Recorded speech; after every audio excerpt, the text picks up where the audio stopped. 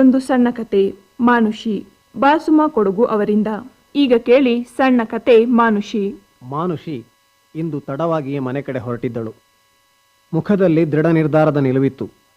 ಮನಸ್ಸು ಮಾತ್ರ ತಾನು ಮದುವೆ ಆದೊಂದಿನಿಂದ ಅನುಭವಿಸುತ್ತಿದ್ದ ಚಿತ್ರಹಿಂಸೆಯನ್ನು ನೆನೆಯುತ್ತಾ ತಳಮಳಿಸುತ್ತಿತ್ತು. ಟ್ಯಾಕ್ಸಿ ಕರೆದು ರಿಮಾಂಡ್ ಹೋಮ್ ಎಂದು ಕುಳಿತಳು. ಏರು ರಸ್ತೆಯಲ್ಲಿ ಏದುಸಿರು ಬಿಡುತ್ತಾ ರಿಕ್ಷಾ ನಸುಗತ್ತಲಲ್ಲಿ ಚಲಿಸುತ್ತಿತ್ತು. ತನ್ನ ಗಂಡ ಮದನ ಡ್ಯೂಟಿ ಮುಗಿಸಿ ಮನೆಗೆ ಹೋಗಿರುತ್ತಾನೆ ಎಂಬ ಆಕೆಯ ನಿರೀಕ್ಷೆ ಸುಳ್ಳಾಗಿತ್ತು. ಆತ ರಿಮಾಂಡ್ ಹೋಮ್ನ ಗೇಟ್ನಲ್ಲೇ ಪತ್ತೇದಾರನಂತೆ ನಿಂತಿದ್ದ. ಮಾನುಷಿ ಉದ್ವೇಗದಿಂದ ಬೆವರುತ್ತಿದ್ದಳು. ಸ್ವಲ್ಪ ದೂರವಿದ್ದಾಗಲೇ ರಿಕ್ಷಾ ನಿಲ್ಲಿಸಿ ಇಳಿದು ಹೆಜ್ಜೆ ಹಾಕಿದಳು. ಮದನ ಒಮ್ಮೆ ತಿರಸ್ಕಾರದ ದೃಷ್ಟಿ ಬೀರಿ ನಡೆದ. ಮಾನುಷಿ ತುಟಿ ಬಿಗಿ ಹಿಡಿದು ಹಿಂಬಾಲಿಸಿದಳು. ರಿಮಾಂಡ್ ಹೋಮ್ನ ಹಿಂಬದಿಯ ಸಾಲು ಮನೆ. ಶಾಲೆಯಿಂದ ವಾಪಸ್ಸಾದ ಮಕ್ಕಳು ಬ್ಯಾಗಿನೊಂದಿಗೆ ಬಾಗಿಲಲ್ಲೇ ಕಾದು ಕಾದು ಮೆಟ್ಟಿಲುಗಳ ಮೇಲೆ ನಿದ್ದೆ ಹೋಗಿದ್ದರು. ಮಕ್ಕಳ ಈ ಸ್ಥಿತಿಯನ್ನು ಕಂಡು ಮಾನುಷಿಯ ಉದ್ವೇಗ ಇಳಿಯಿತು. ಗಂಡನೊಂದಿಗೆ ಜಗಳವಾಡಿ ವಿಚ್ಛೇದನ ಪಡೆಯಬೇಕೆಂಬ ಮಾನುಷಿಯ ದೃಢ ನಿರ್ಧಾರ ಈಗ ಕರಗಿ ಹೋಯಿತು. ಮದನ ಬೀಗ ತೆರೆದು ಒಳನಡೆದ. ಮಾನುಷಿ ಮಕ್ಕಳನ್ನು ಎಬ್ಬಿಸಿ ಬಾತ್ರೂಮಿಗೆ ಬಿಟ್ಟು ಅಡುಗೆ ಮನೆಗೆ ನಡೆದಳು. ಗಂಡ ಹೆಂಡತಿ ಇಬ್ಬರಿಗೂ ಕೈತುಂಬ ಸಂಬಳವಿದ್ದರೂ ಮಕ್ಕಳಿಗೆ ಹಾಲು ಹಾಕಿದ ಕಾಫಿ ಕೊಡುವ ಸ್ಥಿತಿಯೂ ಆ ಮನೆಯಲ್ಲಿ ಇರಲಿಲ್ಲ. ಕರಿ ಕಾಫಿ ತಂದು ಮಕ್ಕಳಿಗಿತ್ತಳು. ಅಷ್ಟರಲ್ಲಿ ಮದನ ರಮ್ ಹೀರುತ್ತಾ ಮಕ್ಕಳ ಬಳಿ ಬಂದ. ಪಾಪ, ಹಾಲೇ ಇಲ್ಲ ನನ್ನ ಮಕ್ಕಳಿಗೆ ಎನ್ನುತ್ತಾ ಕಾಫಿ ಗ್ಲಾಸಿಗೆ ರಮ್ಮು ಸುರಿದು ವ್ಯಂಗ್ಯವಾಗಿ ನಗತೊಡಗಿದ. ಮಗಳು ಶ್ವೇತಾ ಅಪ್ಪ ಕಾಪಿ ಎಂದು ಅಳತೊಡಗಿದಳು.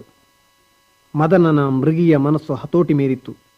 ಕಾಫಿಯನ್ನು ಮಗುವಿನ ಮುಖಕ್ಕೆ ಎರಚಿ, ಅಪ್ಪ, ನಾನು ನಿನ್ನ ಅಪ್ಪ ಆಗಿದ್ರೆ ನಾನು ಹೇಳದ ಹಾಗೆ ಕೇಳ್ತಿದ್ರಿ. ನಿನ್ನ ಅಮ್ಮನನ್ನು ಕೇಳು, ನಿನ್ನಪ್ಪ ಯಾರು ಅಂತ ಎಂದು ಪಕ್ಕದಲ್ಲಿ ನಿಂತಿದ್ದ ಮಗನ ಕೆನ್ನೆಗೆ ಫಟೀರ್ ಎಂದು ಬಾರಿಸಿದ. ಮಾನುಷಿಯ ಹೃದಯದಲ್ಲಿ ಕ್ರೌರ್ಯದ ರಕ್ತ ಸಂಚಾರ ಆಗುತ್ತಿದ್ದರೂ ಮನಸ್ಸು ಮಾತ್ರ ಮಕ್ಕಳ ಭವಿಷ್ಯದ ಬಗ್ಗೆ ಯೋಚಿಸುತ್ತಿತ್ತು. ಮಕ್ಕಳನ್ನು ಸಮಾಧಾನಿಸುತ್ತಾ, ನಾಳೆ ನಾನೇ ಹಾಲು ತರ್ತೇನೆ, ಅಳಬೇಡಿ ಎಂದಳು.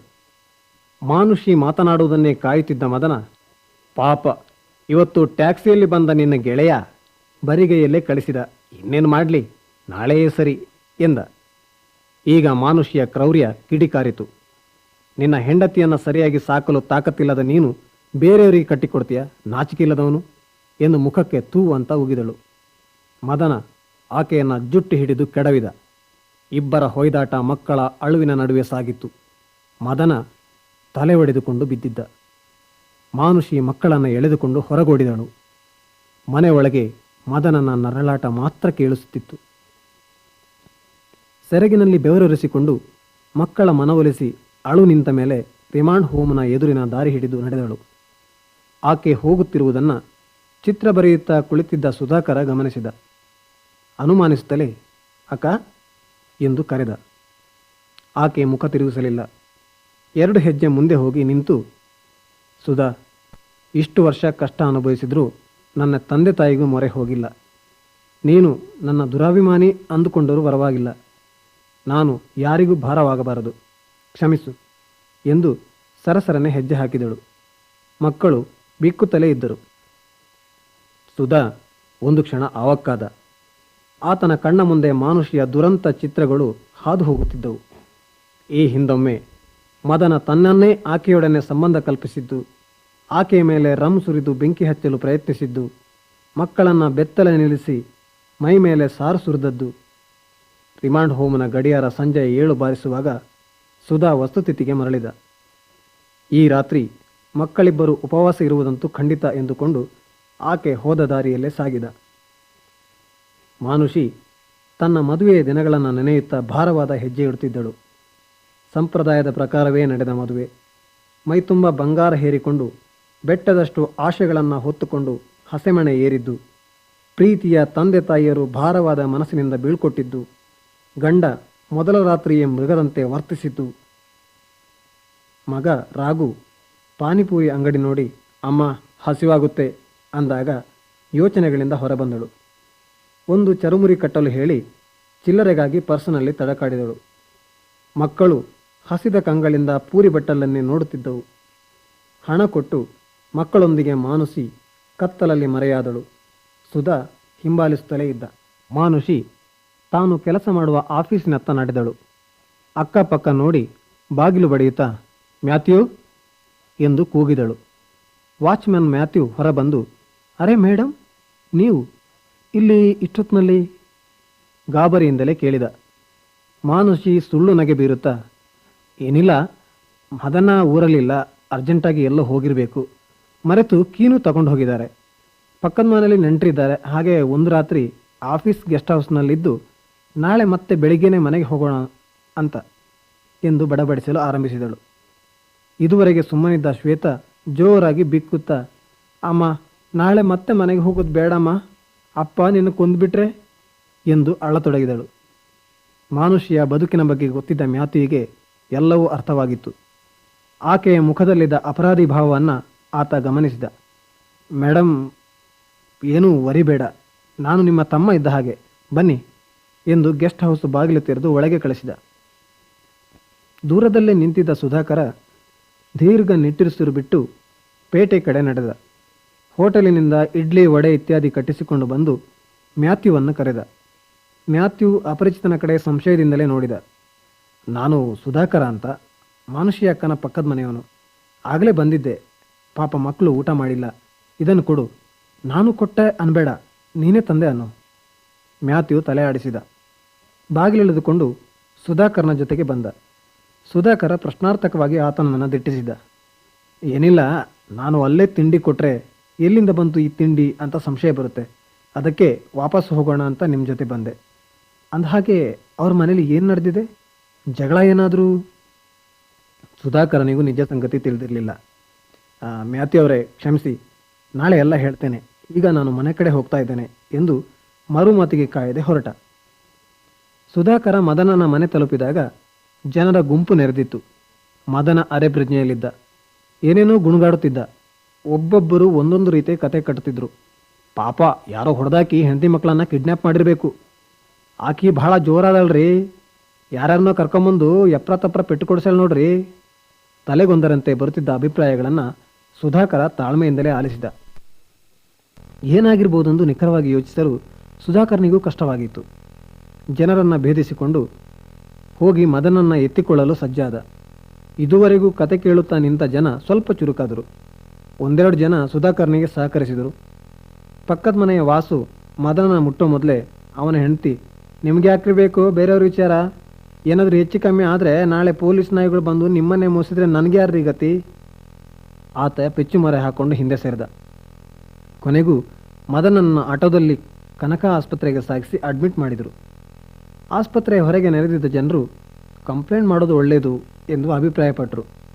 ಸುಧಾಕರ ತಡೆದು, ನೋಡ್ರಿ, ಏನಾಗಿದೆ ಅಂತ ಯಾರಿಗೂ ಗೊತ್ತಿಲ್ಲ, ಸುಮ್ಮನೆ ಕಂಪ್ಲೇಂಟ್ ಮಾಡೋದು, ಪೇಪರ್ನಲ್ಲಿ ಬರೋದು, ಅದು ಇದು ಅಂತ ರಗಳೆ ಯಾಕೆ? ಯಾವುದಕ್ಕೂ ಮದನನಿಗೆ ಪ್ರಜ್ಞೆ ಬರಲಿ ಎಂದ. ಈಗ ಎಲ್ಲರಿಗೂ ಸುಧಾಕರ್ನ ಮೇಲೆ ಒಳಗೆ ಸಂಶಯ ಮೂಡಿತ್ತು. ವಾಸು ಈಗ ಮಾತಿಗಿಳಿದ. ಏನಣ್ಣ, ಮಾನುಷ್ಯ ಅಕ್ಕ ಮತ್ತು ಮಕ್ಕಳು ಕಾಣೆಯಾಗಿದ್ದಾರೆ, ಮದನಿಗೆ ಹಿಂಗಾಗಿದೆ. ಇಷ್ಟಾದ ಮೇಲೂ ನಾವು ಸುಮ್ಮನಿದ್ರೆ ನಾಳೆ ನಮ್ಮ ಕುತ್ತಿಗೆ ಬಂದರೆ ಏನು ಮಾಡ್ತೀರಿ?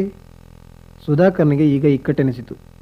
ಮಾನುಷಿ ಬಗ್ಗೆ ಹೇಳಿದರೆ ತನಗೆ ಎಲ್ಲ ವಿಷಯ ತಿಳಿದಿದೆ ಎಂದು ಜನ ತಿಳಿದಾರು. ಹಾಗೆಂದು ಅವರು ವಿಚಾರಿಸಿದರೆ ನಿಜವಾಗಿಯೂ ಎಲ್ಲ ವಿಷಯ ತಿಳಿದಿಲ್ಲ. ಯೋಚನೆಗಳ ನಂತರ ಹೇಳಿದ, ನೋಡ್ರಿ, ಆ ಬಗ್ಗೆ ನಾನು ಯೋಚನೆ ಮಾಡಿದ್ದೇನೆ. ಒಮ್ಮೆಗೆ ಎಲ್ಲವನ್ನ ಡಂಗುರ ಸಾರಿದರೆ ಪರಿಸ್ಥಿತಿ ಸರಿಬಾರದು, ಸಮಾಧಾನದಿಂದಿರಬೇಕಾದ ಅಗತ್ಯ ಇದೆ. ಜನರು ನಿರುತ್ಸಾಹದಿಂದ ಗೊಣಗಲಾರಂಭಿಸಿದರು. ಅಷ್ಟರಲ್ಲಿ ಡಾಕ್ಟರ್ ಸುಧಾಕರ್ನಿ ಕರೆ ಕಳುಹಿದರು. ಈ ವ್ಯಕ್ತಿಗೆ ಬಿದ್ದ ಏಟು ನೋಡಿದರೆ ಯಾರೋ ಹೊಡೆದ ಹಾಗಿದೆ, ನೀವಂದಂತೆ ಇದು ಕುಡಿದು ಬಿದ್ದ ಕೇಸ ಅಲ್ಲ, ನಿಮಗೇನಾದರೂ ಡೀಟೇಲ್ ಗೊತ್ತಾ? ಡಾಕ್ಟರ್ ಪ್ರಶ್ನೆಗೆ ಉತ್ತರ ಹೊಳೆಯದೆ ಸುಧಾ ಚಡಪಡಿಸಿದ. ಸರ್, ನಾನು ಈ ವ್ಯಕ್ತಿನ ಕಂಡಾಗ ಸುತ್ತಲೂ ಜನ ಸೇರಿದ್ರು. ಈತ ಮೂರ್ಛೆ ಬಿದ್ದಿದ್ದ. ಜನರಾಡಿದ ಮಾತಿನ ಆಧಾರದಿಂದ ಕುಡಿದು ಬಿದ್ದದ್ದೇ ಸರಿ ಅಂತ ಹೇಳಿದೆ. ಅಲ್ಲದೆ ಆ ಸ್ಪಾಟ್ ನೋಡಿದರೆ ಅಂಥದ್ದೇನೂ ನಡೆದ ಹಾಗೆ ಕಾಣಿಸಲ್ಲ. ಮುಂದೆ ಡಾಕ್ಟರ್ ಅಭಿಪ್ರಾಯಕ್ಕೆ ಕಾದ. ಮದನನ ಮನೆಯವರು ಯಾರು ಇಲ್ವೇ? ಇದ್ದಾರೆ, ಹೆಂಡತಿ ಮತ್ತು ಇಬ್ಬರು ಮಕ್ಕಳು. ಬಹುಶಃ ಅವ್ರ ತಾಯಿ ಮನೆಗೆ ಹೋಗಿದ್ದಾರೋ ಏನೋ. ಅವ್ರ ತಾಯಿ ಮನೆ ಗೊತ್ತಾ? ಈ ಪ್ರಶ್ನೆಗೆ ಉತ್ತರಿಸುವ ಸಂಕಟವನ್ನು ನರ್ಸ್ ತಪ್ಪಿಸಿದಳು. ಸರ್, ಪೇಷಂಟಿಗೆ ಪ್ರಜ್ಞೆ ಬಂದಿದೆ ಎಂದು ನಡುವೆ ಬಾಯಿ ಹಾಕಿ ಹೊರಟು ಹೋದಳು. ಡಾಕ್ಟರ್, ಒಂದು ನಿಮಿಷ ಇರಿ ಎಂದು ಆಕೆಯನ್ನು ಹಿಂಬಾಲಿಸಿದರು. ಸುಮಾರು 1 ಗಂಟೆಯ ನಂತರ ಡಾಕ್ಟರ್ ಹೊರಬಂದರು. ಆ ಸಮಯಕ್ಕೆ ಊರಿನ ಜನರೆಲ್ಲ ಚದುರಿ ಹೋಗಿದ್ದು ಸುಧಾಕರ ಒಬ್ಬನೇ ಜಗುಲಿಯಲ್ಲಿ ಕುಳಿತಿದ್ದ. ಪೊಲೀಸ್ ಜೀಪ್ ಒಂದು ಆಸ್ಪತ್ರೆ ಮುಂದೆ ನಿಂತಾಗ ಸುಧಾಕರ್ನಿಗೆ ಗಾಬರಿಯಾಯಿತು. ಇಲ್ಲಿ ಸುಧಾಕರ್ ಯಾರು? ಇನ್ಸ್ಪೆಕ್ಟರ್ ಕೇಳಿದಾಗ ಡಾಕ್ಟರ್ ಮತ್ತು ಮದನನ ನಡುವೆ ನಡೆದ ಮಾತುಕತೆಯನ್ನು ಸುಧಾಕರ ಊಹಿಸಿದ. ನಾನೇ ಸರ್ ಎಂದು ನೇರ ಜೀಪಿನತ್ತ ನಡೆದ. ಇನ್ಸ್ಪೆಕ್ಟರ್ಗೆ ಒಮ್ಮೆ ಅಚ್ಚರಿ ಎನಿಸಿದರೂ ತೋರಗೊಡದೆ ಡಾಕ್ಟರ್ ಕೈ ಕುಲುಕಿ ಥ್ಯಾಂಕ್ಸ್ ಫಾರ್ ಇನ್ಫಾರ್ಮೇಷನ್ ಎಂದು ಹೊರಟರು. ಮಾರನೇ ದಿನ ಮುಂಜಾನೆಯ ಸುದ್ದಿ ಮಾನುಷಿಗೆ ತುಂಬ ನೋವು ತಂದಿತ್ತು. ತನ್ನನ್ನು ಪ್ರೀತಿಯಿಂದ ಕಂಡ ಏಕೈಕ ವ್ಯಕ್ತಿ ಸುಧಾಕರ್. ಅವನಿಗೆ ಅನಗತ್ಯ ಶಿಕ್ಷೆ ಆಗುತ್ತಿರುವುದನ್ನು ಸಹಿಸದ ಆಕೆ ತನ್ನ ಮುಂದಿನ ಹೆಜ್ಜೆಗಳನ್ನು ಎಣಿಸತೊಡಗಿದಳು. ಮ್ಯಾಥ್ಯೂವನ್ನು ಕರೆದು, ಮ್ಯಾಥ್ಯೂ, ನನ್ನ ಸ್ಥಿತಿ ಎಲ್ಲ ನಿನಗೆ ಅರ್ಥ ಆಗಿರಬೇಕು. ದಯವಿಟ್ಟು ನನಗೊಂದು ಸಹಾಯ ಮಾಡು. ಇದುವರೆಗೆ ನಾನು ಯಾರಲ್ಲೂ ಸಹಾಯ ಯಾಚಿಸಿದ ನಿನಗೆ ನನ್ನ ಕೈಗಳು ಮುಗಿಯುತ್ತಿವೆ. ಚೇಚೆ, ಹೇಳಿ ಮೇಡಮ್, ನಾನು ಕೈಲಾದನ್ನು ಖಂಡಿತ ಮಾಡ್ತೇನೆ. ಮ್ಯಾಥ್ಯೂವಿನ ಮಾತಿನಲ್ಲಿ ಮಾನುಷಿಗೆ ಭರವಸೆ ಮೂಡಿರಬೇಕು. ಮ್ಯಾಥ್ಯೂ, ನಾನು ನನ್ನ ಮಕ್ಕಳ ಜವಾಬ್ದಾರಿಯನ್ನು ನಿನ್ನ ಕೈಗಿತ್ತು ಹೋಗುತ್ತಿದ್ದೇನೆ. ಅವರನ್ನು ಸುರಕ್ಷಿತವಾಗಿ ನೋಡಿಕೊಳ್ಳುವ ಕೆಲಸ ನಿನ್ನದು. ತಪ್ಪಿಯೂ ಆ ಕಟುಕನ ಕೈಗೆ ಸಿಗಬಾರದು. ಸುಧಾಕರ ಬಂದಾಗ ಆ ಮಕ್ಕಳನ್ನು ಅವನಿಗೊಪ್ಪಿಸು. ಖಂಡಿತ ಆತನಿಗೆ ನನ್ನ ಮಕ್ಕಳು ಭಾರವಾಗಲಾರರು. ಈಗ ಆತನ ಜಾಗದಲ್ಲಿ ನಾನಿರಬೇಕು. ಮೇಡಮ್, ಆದರೆ ನೀವು ಸರೆಂಡರ್ ಆಗ್ತೀರಾ? ನಿಮ್ಮಿಂದ ಅಂಥ ಅಪರಾಧ ಏನಾಗಿದೆ? ಆಗಿದೆ ಮ್ಯಾಥ್ಯೂ. ಇದುವರೆಗೂ ಮದನನ ಹಿಂಸೆಗಳನ್ನು ಸಹಿಸಿಕೊಂಡು ಡೈವರ್ಸ್ ತಗೊಳ್ಳದೆ ಬದುಕಿದ್ನಲ್ಲ, ಅದೇ ದೊಡ್ಡ ಅಪರಾಧ. ನನ್ನ ಆವೇಶಕ್ಕಾಗಿ ಸುಧಾಕರ್ನಿಗೆ ಶಿಕ್ಷೆಯಾಗುವಂತೆ ಮಾಡಿದ್ದು ಇನ್ನೊಂದು ಅಪರಾಧ. ಇಂದು ನನಗನ್ನಿಸ್ತಾ ಇದೆ ನನಗೆ ಸ್ವತಂತ್ರ ಬದುಕಬೇಕು ಎಂದು. ಇಂದಲ್ಲ ನಾಳೆ ನಾನು ಸ್ವತಂತ್ರಳಾಗ್ತೇನೆ. ನನ್ನ ಮಕ್ಕಳನ್ನು ಸ್ವತಂತ್ರವಾಗಿ ಬೆಳೆಸ್ತೇನೆ. ಆಕೆಯ ದೃಢ ನಿರ್ಧಾರದ ಮುಂದೆ ಮ್ಯಾಥ್ಯೂನ ಮಾತುಗಳು ಕ್ಷೀಣವಾದವು. ನಿದ್ರೆಯಲ್ಲಿದ್ದ ಮಕ್ಕಳನ್ನು ಮೃದುವಾಗಿ ಚುಂಬಿಸಿ ಮಾನುಷಿ ನಸುಕಿನಲ್ಲೇ ಹೆಜ್ಜೆ ಹಾಕಿದಳು. ಆಕೆಯ ದೃಷ್ಟಿಯಲ್ಲಿ ಬಂದೀಖಾನೆಯ ಕಂಬಿಗಳು ಸ್ಪಷ್ಟವಾಗಿ ಕಾಣುತ್ತಿದ್ದವು.